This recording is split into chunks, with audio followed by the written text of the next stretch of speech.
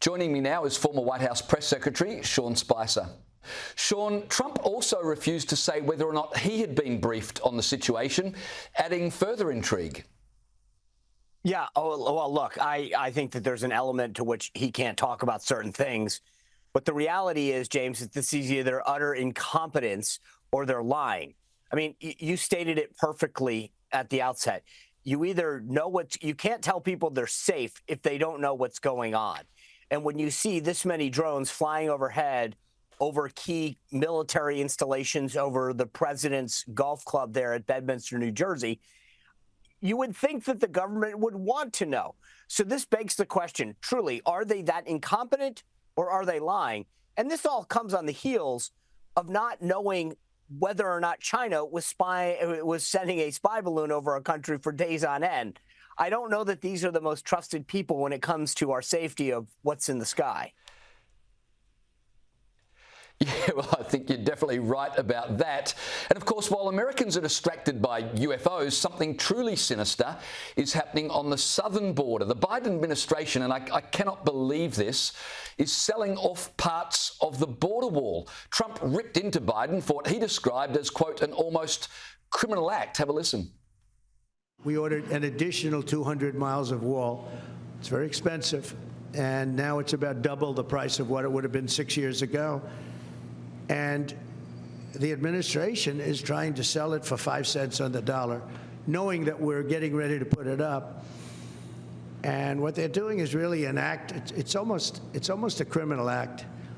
They know we're going to use it, and if we don't have it, we're going to have to rebuild it, and it'll cost double what it cost years ago. Beyond a criminal act, it seems treasonous to me, Sean. And in addition, didn't the Biden administration promise a smooth transition? This seems to be an effort to disrupt Trump's agenda, one that people voted overwhelmingly for. They want the southern border secured.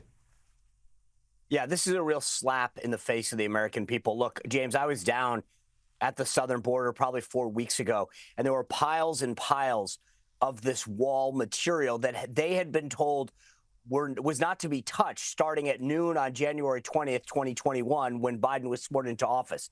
It has sat there. And now they're basically going to sell it for, as the president noted, pennies on the dollar, so that it has to be repurchased. And here's the most insulting part of it. You know, President Trump mentioned how much more expensive it's going to be.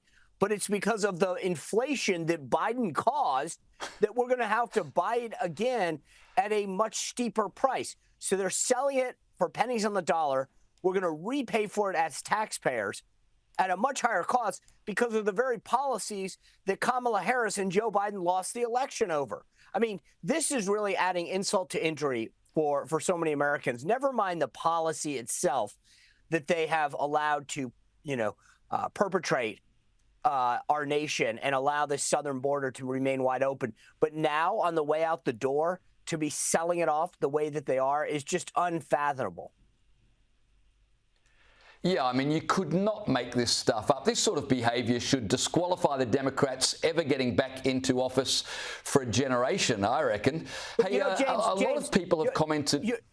Yeah. No, you're absolutely right. But do you understand that an Australian television network, has asked more questions about this than the American media? There is zero curiosity about this in the American media. Where's the New York Times, the Washington Post, NBC asking Democratic lawmakers to be accountable for these decisions, to speak out against it? There's zero. Australian television has covered this issue more than American television.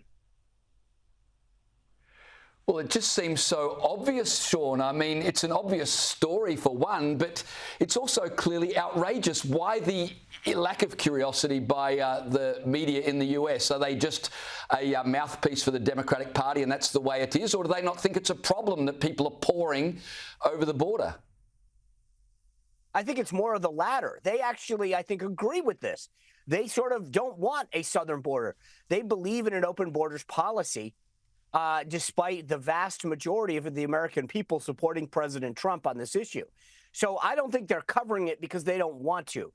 They clearly, look, they'll cover everything the president says when it comes to deporting people in this country illegally. But when it comes to President Biden and his policy of not obeying the law and now selling off something that the American taxpayer has already paid for, not a peep. It's just extraordinary. Hey, a lot of people have commented just on another topic that really I find just shocking. People have commented on the way in which the left have fawned over Luigi Mangione, the alleged killer of a health insurance CEO. I want to play you Trump's take on this and ask you about the culture in the United States at the moment. Here's Trump. I think it's a terrible thing. I think it's really terrible that some people seem to admire him, like him. And I was happy to see that it wasn't specific to this gentleman that was killed. It's just an overall sickness as opposed to a specific sickness. That was a terrible thing. It was cold-blooded, just a cold-blooded, horrible killing. And how people can like this guy is, that's a sickness, actually. Sean, I listened to that and I thought Trump's onto something here. The cheering for a murderer is not just an aberration. It's a symptom of a deeper, he called it a sickness that seems to be spreading and sadly to say, not just in the United States, but in the Western world. Yeah, and you referred to this at the beginning, James, but there are Democratic senators in the United States who are trying to explain this away. Elizabeth Warren from Massachusetts saying, well, when you push somebody that far, you got to expect these kind of things. No, you don't ever have to accept these things. You never, ever explain away cold-blooded killing, as President Trump noted. This is not, we should never normalize this.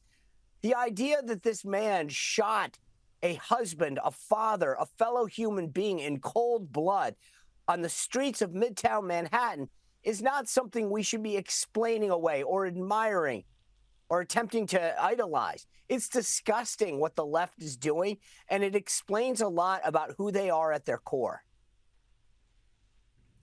Yeah, sadly, it really does. Hey, before I let you go, I want to know what you thought of Joe Biden's comments overnight that Kamala Harris will remain a major player in US politics despite her humiliating defeat. Here's what Biden had to say.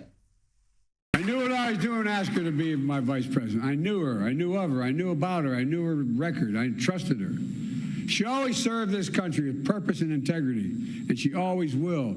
And you're not going anywhere, kid, because we're not going to let you go. Not going anywhere. Seriously, is the Democratic cupboard really that bare, Sean, that Kamala Harris could she possibly run again in 2028? Surely not. Well, as a Republican, I'm cheering her on. I'd love to see her make another comeback at it between 2019 and this time around. Listen, I'd love her back on the stage. But honestly, that says a lot about the state of the Democratic Party if she's going to be their standard bearer. Look, she failed fundamentally with key constituencies within the Democratic Party. She spent billions of dollars and is in debt. It was unbelievable. She bought friends. She paid Beyonce and these other folks to come out and support her. This literally is laughable. And the idea that you are not, as a Democrat, embarrassed about the campaign that she ran, the money that she wasted, says a lot about the Democratic Party today. If I were them, I would ask her to go to California and never come back.